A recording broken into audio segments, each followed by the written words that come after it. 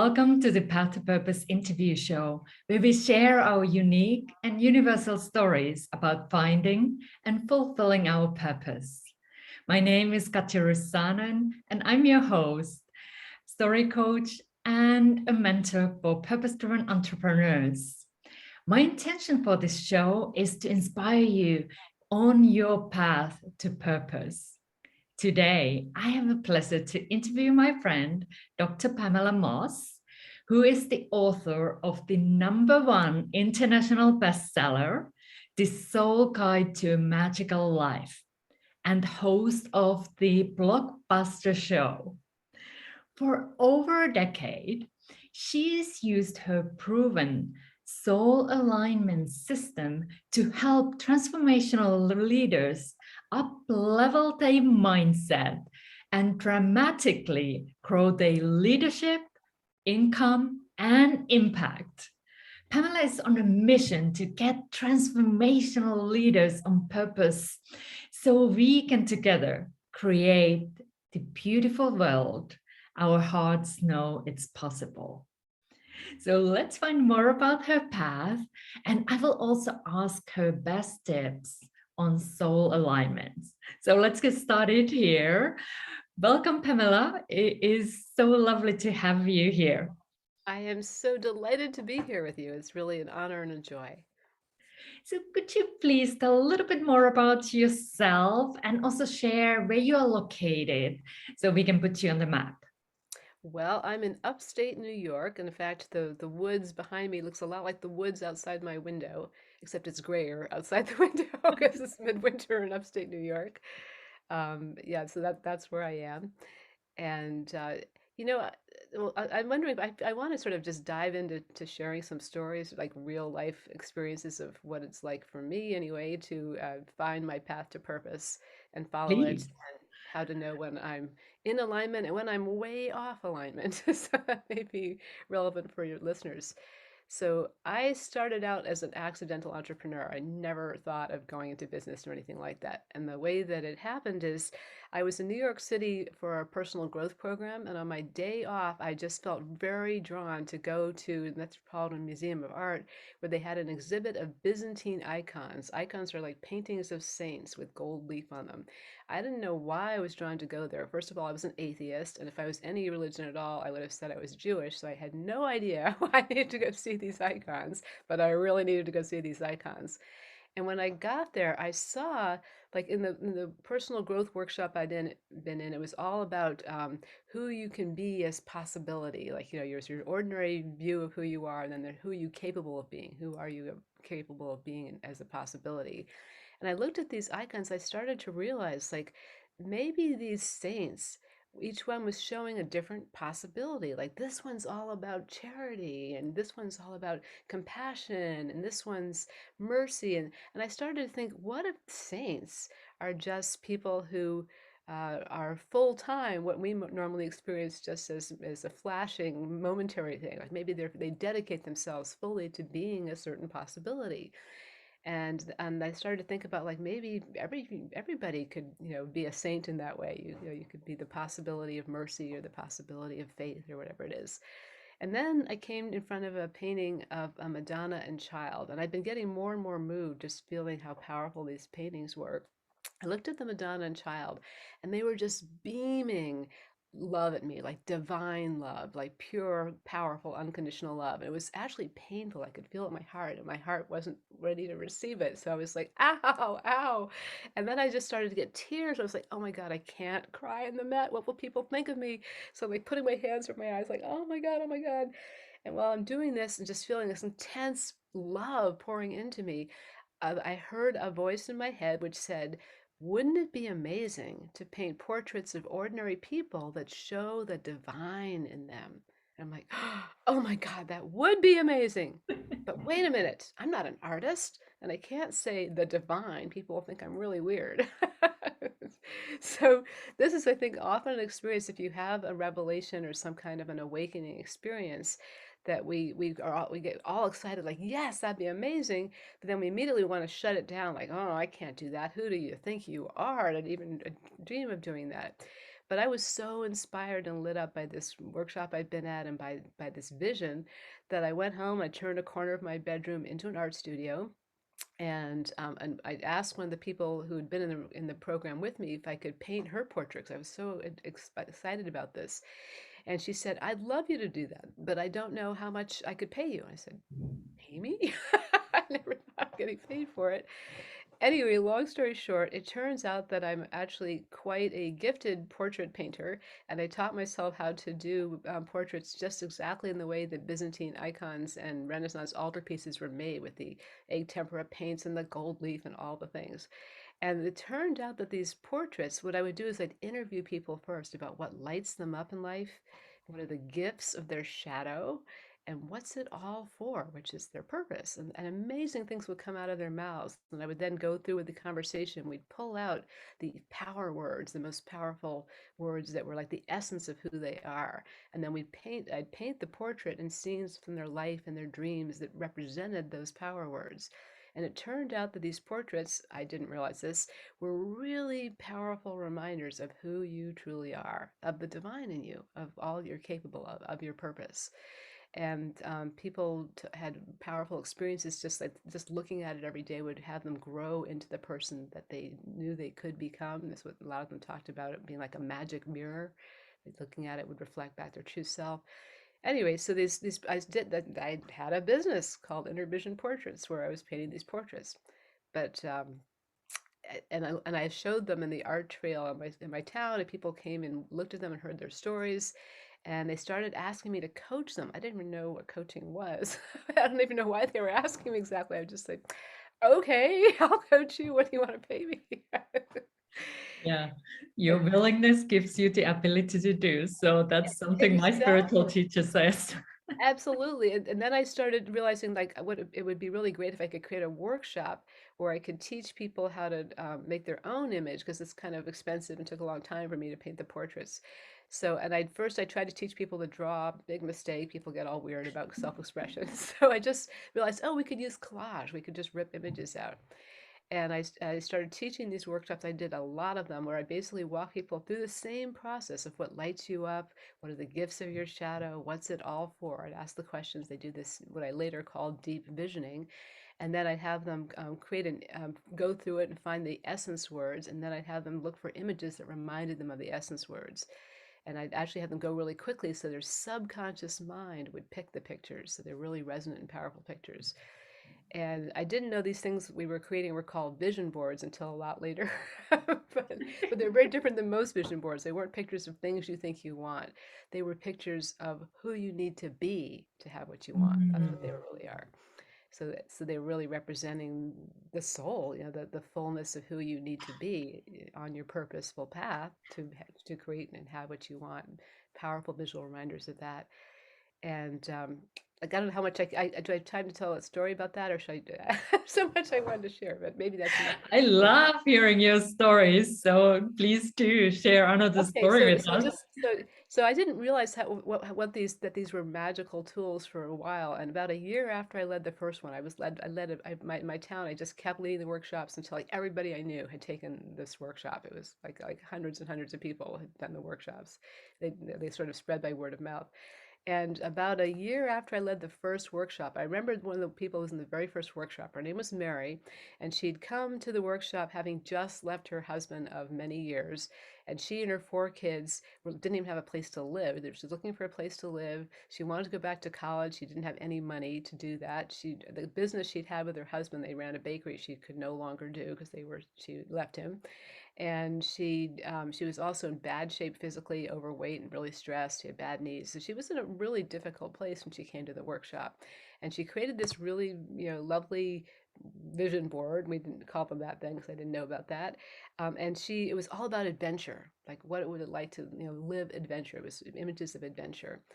And a year later, I saw her daughter, actually, who I knew from our local homeschooling community. I didn't even recognize Mary because she'd lost all this weight. She was like glowing with happiness. She looked fantastic. And I said to her, "Wow, like what happened? You look great." She said, "Well, right after the workshop, I found this place to live where in exchange for housekeeping, my whole family, all the four kids and I can live for free. And I got a full scholarship to go back to college. And actually, I finished college, and now I've got a full scholarship in graduate school for my chosen career. And I just kept following adventure. I flew an airplane on my 40th birthday, and I met my soulmate by taking sailing lessons. That was adventure. Like, and I've just been having a great time living adventure. I was like, wow, that's amazing. And then, not long afterwards, I went to a party in my town where somebody else who'd gone to one of the early workshops, a woman I'll call Jane. I said, "So, hey, where's your vision board?" Because most people would put them up in some prominent place. And she said, "It's in the closet." I said, "Why is it in your closet?" And she said, "Well, honestly, Pamela, it just makes me feel bad to look at it. But it was so important to me, I don't want to throw it out." So I got really curious. Why did some people who went to this workshop, it totally transformed their life, and other people who went to the same workshop, it's a source of shame, like they don't even want to look at it. And I started interviewing people who had taken the workshop, and I found out that people who were successful, people who used the workshop to transform their life, they were all doing things that the people who were not successful, who were ashamed of it or just, forgot about it or whatever, were not doing. And I came to call them the 7 secrets to grow your dreams into reality. Because there were reliably things that people did to make their dream turn into reality. And if they missed one or two or more of them, it wouldn't happen. And then I ended up teaching that in a program. Anyway, it just kept following this guided path, really. Like I kept being developed to do the next piece of it.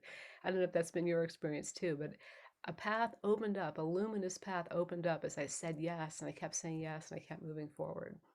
Totally. And it is beautiful to see how things have unfolded for you. So thank you for sharing your journey, because we have been connected, but now I heard actually first time how you really got into doing what you do now. Right, nothing I ever thought I would be doing. Believe me, as a former Ivy League academic, the last thing I thought I would be doing is soul work, but there it is. But that's the thing, because you had the willingness and Yeah. really, and what you shared as well, that when we say yes, the next step will It will unfold. appear, exactly. If it takes a huge amount of courage. Well, actually, that or early on, I was just like, "This is fun." It was joyful, like it was so light and playful for quite a while.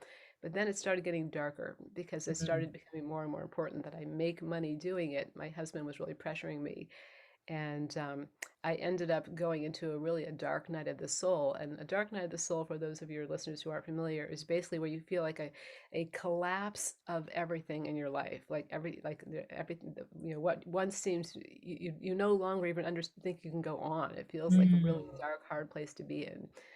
And I had more than one of those, which is many people on the path do. And if you can just recognize if you're in that kind of dark place, it's a phase on the path. It's not it's actually part of your evolutionary growth, although it can feel terrible. And Mm. the one I particularly remember was when I acquired a big debt. I'd contracted to lead a retreat on the other side of the country, like my mentors did. I was going to have a 3-day event with speakers and sell into my mastermind. I was in no way in a position to do that. Like I was way reaching way above my pay grade or my experience, and it just all fell apart. Like the Mm. whole thing, like what didn't fall apart though is the contract with the retreat center. I knew months in advance I was not going to be able to fill this retreat. I had signed a contract ignorantly without thinking about it to be responsible for 50 people's room and board at this retreat center for 5 days. Mm. And I knew way in advance I'm not gonna be able to do that, but they wouldn't budge. They were like, "Nope, just come on out. Maybe at the last minute we'll be full and you won't have to, pay this huge amount of money that I weren't gonna have." When it came to it, I talked to my lawyer. I couldn't get out of this contract. The lawyer said, "No, you might as well not go. At least save the money in the airfare." But I knew I should go. I knew I Mm. should go, and then what I should do really is lead a real retreat, like not like my mentors' retreats, but lead a retreat where everybody just has an intention and they come. And I even was told by my guides to promise people their intention would be fulfilled while they were at the retreat, which is a pretty bold thing to promise. But I did, and basically I wasn't even like it was. I just was holding space in a really profound way for people to have miracles. That's what it was about. And I told everybody here is here for a purpose. Each one of us is going to contribute to the whole, and your intentions will be fulfilled while you are there. And that's what happened. Like the very first session, one of the women, a woman who'd been out of work for quite a while, got a phone call in her first session. She took the call. She said, "I just got offered my dream job." I was Oh. like, and that was the first session. And then, but everybody got their intentions fulfilled. We even did one woman who thought that she was there for a research project. It turned out she was there to receive a group healing, which just spontaneously happened. It was Mm. just an amazing thing. We just started all laying hands on her. We just following what she said and it happened. It was just a beautiful thing. This pain she'd had in her hip for decades went away. I mean, and then for myself, the last day, I was thinking, well, my intention was I wanted proof that I was absolutely being guided, because I was like, what the fuck? I got into this huge debt. I really Mm. started to question my guidance that led me to get this huge debt. So I wanted irrefutable proof that I'm being guided. And the last day I went down to the ocean, we were on the ocean, down to this rocky shore, and there's this sand, and the waves are crashing over the rocks. And I found this nice sheltered place, and I was going to do some journaling with different sources of guidance. And I sat down to write, and something really strange I noticed is right next to me where I sat down in the sand, there was a big clump of green moss. My last name is Moss. And right next to this big clump of moss was a little white heart, like glowing in the sun. And I'd been using hearts for years as symbols for myself and rituals and in art. And I was like, oh my goodness, the green moss, the white heart, this is me. Like, this is, what is it doing right here? And I open my journal, I start writing, and my guides say, oh, we're open up, open your mind. You know, like Mm. this is you asked for irrefutable proof. This is it. Take the clump of moss and the white heart with you. Put them on your altar everywhere you go to remind yourself, yes, you are truly guided. And that was like mind blowing to me, because I just didn't understand how that could happen. Yeah, well, you asked the proof and I you asked, received that. exactly. Yeah. Be And, careful with just where. Yeah. and that actually leads me to a question for you, because you talk Yeah. about the soul alignment. Hmm. So could you first share, like people might be like, oh, what do you really mean with Yeah. that? Like, what's your definition Yeah. for soul alignment? Yeah, my definition of soul alignment is that, you've removed everything in the way of your heart's desire. You've removed everything in the way of being who you're here on this planet to be at this time. Like, you're not here by accident. You are here very intentionally right now. It's a very important time. So alignment removes everything in the way so that you are completely aligned. Like, there's like it's just true. It's like, for whether you can align for a goal, like a financial goal or a love goal or whatever kind of goal you want to. And the process, alignment is a process of removing your inner resistance, removing your doubt, removing anything in the way of it absolutely being true. And when you are done with the process, you know it's true. You don't question it, and you Mm. can feel in your bones that it's true. And when you're in that state of profound knowing, what you desire is available right there. It's not Yeah. like somewhere hard to get to. And I've actually just done an alignment right now, in the beginning of the new year, for wealth, and it's just amazing to me, like how it's coming in all different ways. I mean, it's not amazing really because I'm aligned for it, but it's amazing. The mind is always kind of like questioning and doubting, like, you know, how can that be? But I just know it at this point. I mean, once I complete the alignment, I can feel it in my body. It's like an energy in my body, and then I just take the simple actions. I reach out to somebody. Somebody reaches out to me. We like it's effortless, really. There's no marketing or efforting. It's just natural for it to flow. So that's what alignment is removing everything in the way of being in the flow, being true to yourself at the highest level. And there's no falseness or questioning or doubt. It just is. I don't Yeah, know if that that's explains it clearly enough or not. beautiful, because that's when there is the inner knowing Yes. that you are on the path. But in your opinion, Hmm. why do so many people struggle to align their actions? Because it sounds so beautiful and elegant when you shared. This is Yeah. this Yeah. is the alignment, and Yes. many people get that, but then from getting it intellectually to Yes. putting it into practice, there is this gap. Yes. There's a So, large gap, yeah. So the thing about alignment is it's not enough to know it intellectually. Knowing it intellectually is the booby prize. Like it's like having you have an insight, like but insights like having an insight is like, now I know why I'm screwed up. It doesn't really help very much. So it's not an intellectual kind of knowing. Alignment is a soul knowing, a much deeper level of knowing, and it's something that's felt in the body. It's like your mind is clear. There's nothing in the way. So the thing about being aligned is it's easy to tell when you're not aligned. Like if you ever watch someone speak from the stage, for example, and they were talking about big things, but they were clearly so unconfident in the way they were moving, and they looked kind of like nervous and like you just didn't believe them. They're not aligned with their message. Or if you've ever had an experience of like you tried to psych yourself up for a job interview or something like that, and but deep down you're telling yourself you're not going to get this. Who do you think you are? This isn't like, and you go in there and you're trying to be all confident and whatever, and they're like, no, they're not buying it because it's very clear you're not aligned with it. You're deep down telling yourself you can't do this. It's not going to work. Who do you think you are? mm, So so it's the experience of being out of alignment is actually much more common for people than the experience of being in alignment. And being out of alignment is nothing less than or more really than you're doubting yourself. You're resisting. I teach the 5 R's to remove your resistance, but I don't know if I should go into this or not. But basically, it's you're not aligned when there is inner resistance, and you can tell there's inner resistance if things are difficult, if you're having a hard time, if you don't trust yourself, if you feel off in some way. There's there's lots of ways we can notice that we're out of alignment. mhm. I don't know if that answers your question or not, but Yeah, it does. And now, if someone is listening and he or she is like, yeah, I kind of resonate with everything you said up there, like being out of alignment.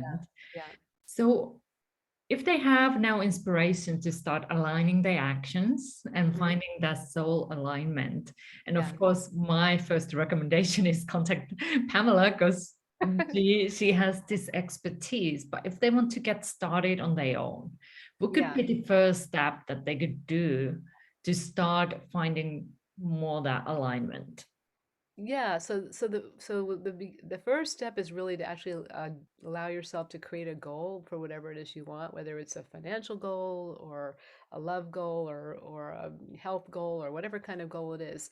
But we're always in or out of alignment in regards to something, like in regards to a Mhm. goal, in regards to something we want. So you want to be clear about what is it you want, first of all, like that's the first step.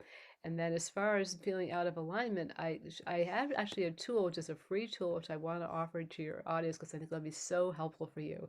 It's called the Soul Alignment Assessment. And what it is you put your goal, it's an assessment, a process that I walk you through to uncover exactly what you need to be in alignment, like what inner work your system needs for you to be in alignment. So you create a goal, you put it in the top of the alignment, and then you use your inner knowing, and I teach you a couple ways to tap into your deep inner knowing if you don't already know how to tap into your own inner knowing. And you can use your deep inner knowing to actually identify which things on the assessment are needed by your system in order for your goal to be true.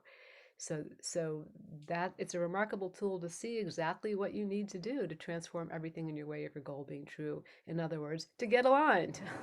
Yes, and I will put the link to the comments, and I highly recommend you to click that link and take Pamela's support on finding that alignment, do that assessment, because I have done it, and that was really powerful experience to just discover things, because sometimes when we feel like, yeah, I can figure things out on our own, sometimes we do have a blind spot. So that's why like getting support from someone like Dr. Pamela is so insightful.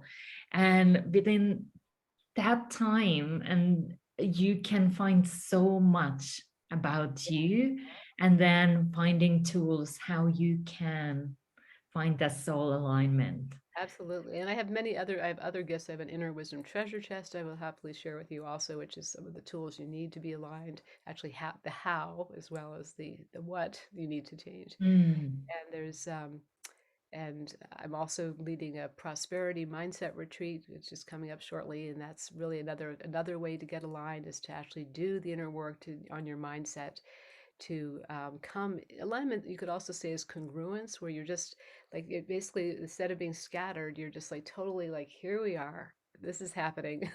What's my next action? My inspired action. It's all about taking inspired action rather than doing a bunch of stuff you think you have to or should. And it's and actions that come from this place of deep knowing and clarity and confidence, which I call alignment. So the prosperity mindset retreat is another opportunity to rearrange your mindset, realign yourself with the truth of who you are as you're an infinitely powerful creator. Really, you are. You've already created so many things in your life, maybe not all things that you consciously wanted, but you have created them. You have invited them in. And these are various ways to consciously align for what you want and to remove your inner resistance and old programming and things that have been in your way for a long time. Because the world needs you to step up into your purpose. This is the time you are here for. And we totally. want to get you out of your own way so that you can serve as you're designed to serve, make the difference only you can make. That's so powerful. And I will put that link also to the comments so you can check it out. And I highly recommend you to get that support so that really you can shine and share your gifts and have create the impact and income that you desire that is aligned with you. Yes. And now, as we start wrapping up here, I just want to check, do you have a special message that you would like to share to wrap up this interview? I'm feeling you in my heart. I'm just checking in. So I'm feeling in my heart. And I just want to say that you may be in a period of doubting or being unclear about exactly what your purpose is or exactly who you're here to serve or what you're here to do. And I'm just feeling that like you actually when you get out of your head trying to figure it out and you come down into your heart, when you ask your heart knows. You really do know on a deep level why you're here. And I invite you to check in with your heart and listen to your heart daily. Like when you make decisions, make them from the heart rather than from your head or strategizing or all those things people talk about you have to do in your business. It's much more important actually to follow your heart. And then the pathway will open up is rather than following and grasping after strategies and things other people are doing. Your heart knows. So listen to your heart for your way forward. It will guide you very surely. Beautiful. Thank you so much. Your heart knows, so tune in. So thank you so much, Dr. Pamela, for your time and all the work that you do in the world. Thank And you. thank you for watching the Path of Purpose interview show. If you want more support on your path, join Lightworkers Who Succeed on Purpose Facebook group. And I am sending you lots of light and lots of love on your journey. Stay well and stay tuned for the next episode. Bye for now. Bye.